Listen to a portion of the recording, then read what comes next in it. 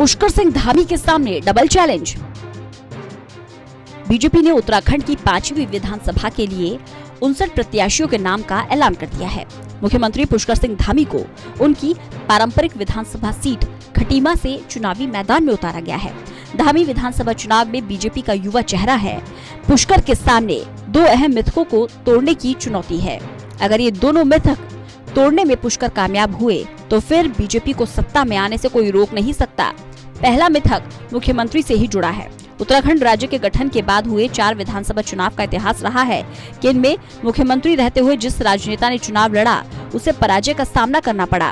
पूर्व मुख्यमंत्री major general BC Khanduri और हरीश रावत इसके उदाहरण हैं।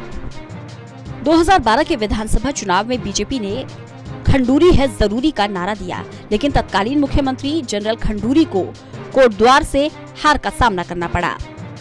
उन्हें कांग्रेस के सुरेंद्र सिंह नेगी ने हराया। 2017 में कांग्रेस ने तत्कालीन मुख्यमंत्री हरीश रावत को चेहरा बनाया था। हरीश रावत हरिद्वार ग्रामीण और किच्छा विधानसभा से चुनाव लड़े, लेकिन दोनों ही सीटों पर उन्हें हार का मुंह देखना पड़ा। 2 सीटों पर पराजय ने हरीश रावत के राजनीतिक करियर पर सवालिया निशान लगा दिए। पार्टी ने खटीमा से चुनावी मैदान में उतारा। 2022 के विधानसभा चुनाव में बीजेपी ने 46 साल के युवा पुष्कर सिंह धामी के नेतृत्व में चुनाव लड़ने की रणनीति बनाई है। टिकटों के ऐलान से पहले ही धामी के बारे में चर्चा थी कि वे खटीमा के स्थान पर डीडीहाट विधानसभा से चुनाव लड़ सकते हैं, लेकिन उन्होंने खुद खटीमा से चुनाव लड़ने का ऐलान किया था।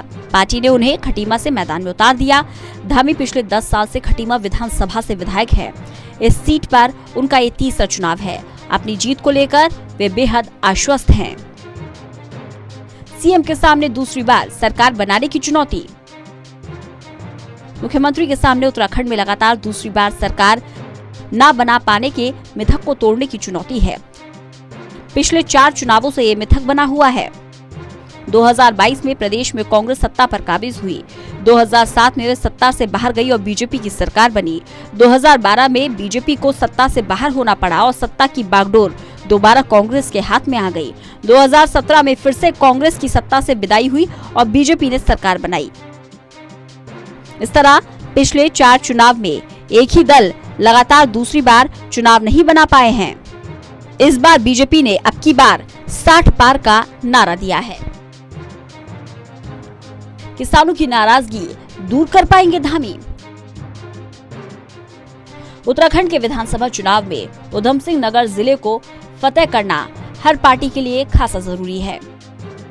इस एक जिले में बंगाली वोटर्स को खुश करना है, किसानों का दिल जीतना है, कई चुनौतीपूर्ण समीकरणों से पार पाना है। अब पुष्कर सिंह धामी दावा कर रहे हैं कि वे खटीमा सीट को आसानी से निकाल लेंगे। ऐसे में वे एक ऐसे मुख्यमंत्री साबित होंगे जो सीएम बनने के बाद अपनी सीट बचा लेंगे। उनका ऐसा सोचने के कई कारण हैं। सबसे बड़ा तो ये है कि अब तीनों कृषि कानून वापस हो चुके हैं। ये बात कम ही लोग जानते हैं कि किसान आंदोलन का केंद्र पंजाब जरूर है, लेकिन उधम सिंह नगर जिला भी इस आंदोलन का एक बड़ा एपिसेंटर था। यहाँ के किसान भी कृषि कानून का विरोध कर रहे थे। वे भी राकेश टिकैत को अपना हीरो देख रहे थे। जब वहाँ पर लोगों से बात की जा रही थी तब यही कहा जा रहा था कि इस बार बीजेपी के लिए ये डगर मुश्किल रहने वाली है। किसानों वाला वर्ग नाराज हो चुका है, लेकिन अब उस नाराजगी का इलाज कर दिया गया है।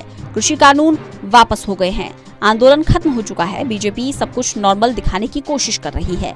इस क्षेत्र की खटीमा सीट पर पिछले 2 चुनावों से लगातार पुष्कर सिंह धामी ही जीत दर्ज कर रहे हैं। 2012 में उन्होंने कांग्रेस के देवेंद्र चंद को 20,586 मतों से हराया। 2017 के चुनाव में जब मोदी लहर ने पूरे पहाड़ी क्षेत्र में भगवा फैला दिया था, तब धामी ने दूसरी बार खटीमा सीट पर जीत दर्ज की थी। उन्होंने कांग्रेस के भुवन चंद कापड़ी को 2709 मतों से हराया। इससे पहले 2009 और 2002 में कांग्रेस ने इस सीट पर जीत हासिल की थी, लेकिन धामी की एंट्री के बाद से बीजेपी का ये मजबूत गढ़ माना जाने लगा है। अब जैसा उत्तराखंड की राजनीति का इतिहास रहा है, ऐसे में उत्तराखंड के सीएम धामी के सामने डबल चुनौती है। पहली चुनौती अपनी सीट जीतने की और दूसरी फिर से बीजेपी की सरकार बनाने की। अब देखना होगा पुष्कर सिंह धामी उत्तराखंड में बीजेपी की तकदीर संवार पाते हैं या नहीं। Special desk, total news.